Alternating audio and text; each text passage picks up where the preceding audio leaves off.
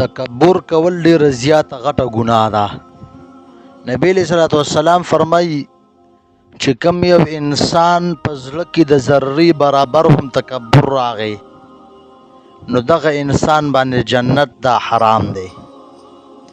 چې د کوم یو انسان په زړه کې ذره برابر تکبر راغی دغه انسان باندې جنت دا حرام دی. په دې وجه باندې تکبر نه خپل ځان بچ کول پکار دی. هر یو مسلمان ته په درون نظر باندې کتل پکار دی. یو مسلمان ته سپک کتل نه دی پکارو. که یو کس داسې دی چې دکې نن مې غلطیانې دي یو پکې یو کار د صحیح دی نو ته دا نن مې غلطیانې مه یادوه، دا یو کار چې کوم صحیح دی دا یادوه. په دې وجه باندې یو مسلمان بې عزتي کول او هغې ته سپک کتل او د هغې دا ډېره زیاته عظیمه ګناه ده. نو په دې وجه باندې تکبر چې کوم یو انسان متکبر دی دغه انسان د الله رب العزت ته ډېر زیات ناخوښه دی او دغه انسان سبا د قیامت په ورځ باندې الله رب العزت نه خبرې کوي نه به ورسره رحمت په نظر باندې د انسان ته ګوري. د دغه انسان ځای چې دی دا به جهنم وي.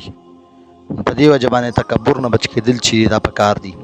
نو په دنیا کې که انسان هر څونه نیک شي او هر څونه متکبر شي په عبادت باندې او دغه شان په ګناهونو باندې او په پیسو باندې څوک د مرګ نه خلاصېږي. که هر څونه زیات عبادت ګزار دی په هغې باندې مرګ راځي. د جناب رسول الله صلی الله علیه وسلم غوندې هستي چې هغې د وجې نه ټوله دنیا او دغه شانو ټول مسلمانان او ټول خلک چې د هغې د تعلیماتو نه نن سبا روښانه دي او نبی علیه الصلوۃ والسلام چې د هغې غوندې کې هستي د دنیا نه لاړه او دغه شان دی مرګ هر جابر متکبر داسې خلک چې د هغوی جنډې به ولاړې وي د هغوی به چې کوم دی شهرت و خو چې کله مرګ په هغې باندې راغی هغه خلک چې دي هغه نن په ځمکو کې پراته دی. په دې وجه باندې د خبرې خلاصه او مقصد دا دی چې تکبر دا ډېره زیاته عظیمه ګناه ده.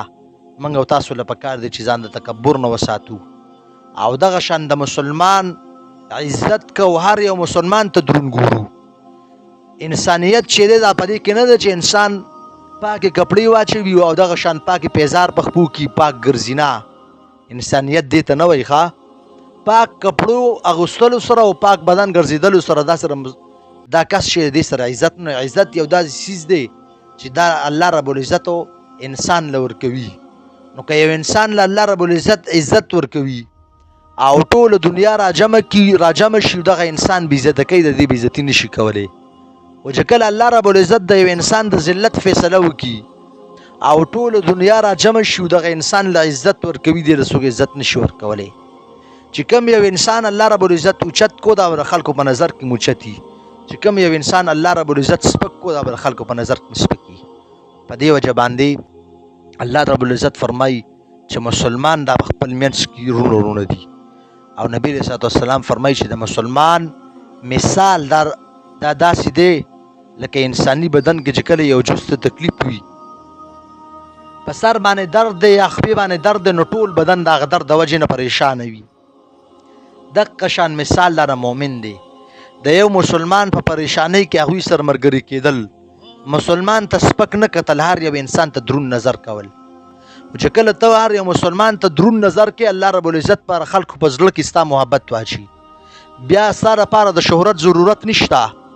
نو په دې وجه باندې که تا د یو مسلمان عزت وکړو دغه شان د یو بوډا مسلمان عزت دې وکړ، یو مسلمان ته تا په دروند نظر باندې وکتل، داسې وخت به راشي چې تا ته بیا خلکو په دروند نظر باندې ګوري.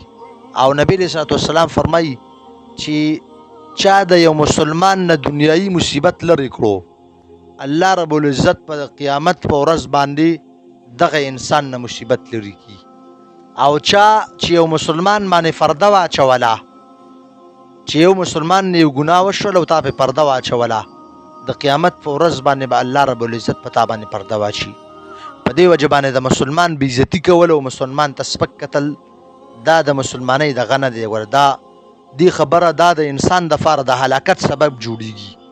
که یو کس هر څونه ګناهګار دی خو ته کم از کم ته څه فرشته خو نه یې که نه چې هغه ګناهګار دی، نو ته ښایي ګناه خو د هر انسان نه کېږي، ګناه دا خو د انسان په فطرت کې ده. خو دې خبرې ته سوچ کوه چې دی ګناهګار دی نو زه خو هم د سړي بچی نه یم که نه، دا ګناه زما نه نشي کېدلی. او چې تا د یو مسلمان بېعزتي وکړله، د یو مسلمانو فرده دې واغستله، تا له به تر هغه وخته پورې مرګ نه راځي چې کله تر څو پورې تو دغه شان ذلیله کړی الله رب العزت نه یي. په دې وجه باندې دا خبرې چې موږ او تاسو د تکبر نه ځان وساتو او دغه شان هر یو مسلمان ته سپک ګورو، چاته په سپک نظر باندې نه ګورو او دغه شان چا پسې خبرې کول دا چې دي دا د مسلمانۍ تعلیمات نه دي. نو موږ او تاسو له پکار دي چې دې خبرو باندې عمل وکړو.